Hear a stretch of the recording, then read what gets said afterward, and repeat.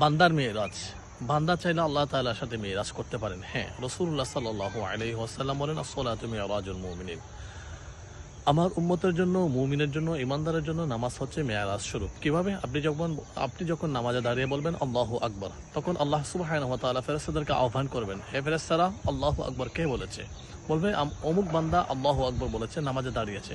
বলে, যে নামাজে দাঁড়িয়ে সে কি আমাকে দেখেছে? হাল রাআউনি? বলে, না, আপনাকে দেখেনি।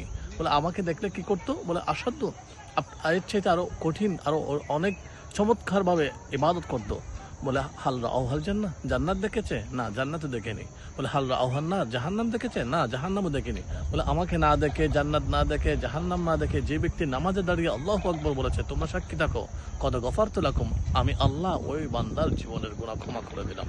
সুবহানাল্লাহি ওয়া বিহামদিহি। তাহলে আপনি নামাজ শুরু করছেন মানে আল্লাহর সাথে কথা বলা শুরু করে দিচ্ছেন। তাহলে আমরা বেশি বেশি নামাজ পড়বো।